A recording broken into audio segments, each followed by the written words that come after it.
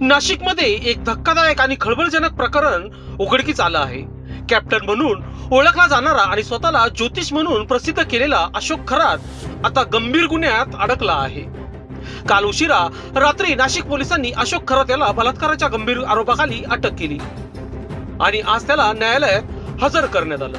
न्यायालयाने या प्रकरणाची गंभीरता लक्षात घेत खरात याला थेट 24 तारखेपर्यंत पोलीस कोठडी सुनावली आहे. धक्कादायक बाब म्हणजे अशोक खरात हा फक्त एक सामान्य व्यक्ती नव्हता, तर ती स्वतःला ज्योतिष तज्ञ म्हणून सादर करत होता. त्याच्या नावाचा मोठा दबदबा तयार करण्यात आला होता. अनेक राजकीय नेते, प्रभावशाली व्यक्ती आणि मोठे लोक त्याच्याकडे ज्योतिष सल्ल्यासाठी जात असल्याची माहिती समोर येत आहे. इतकंच नाही तर अनेक राजकीय नेत्यांसोबत त्याचे जवळचे संबंध असल्याची चर्चा रंगली आहे. त्यामुळे या प्रकरणात आता राजकीय रंग येण्याची शक्यता नाकारता येत नाही.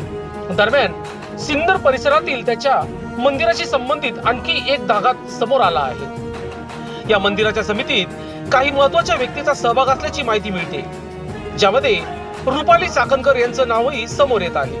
त्यामुळे या संपूर्ण प्रकरणाची व्याप्ती आणखी वाढण्याची शक्यता आहे. आता सर्वात मोठा प्रश्न असा आहे, अशोक खरातच्या नावामध्ये अजून किती रहस्य दडलं आहे?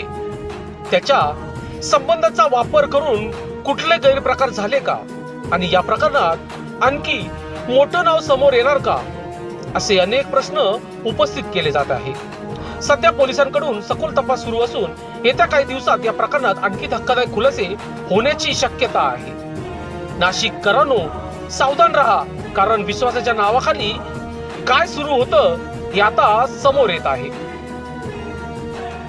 वृत्त संकलन विभाग, नाशिक.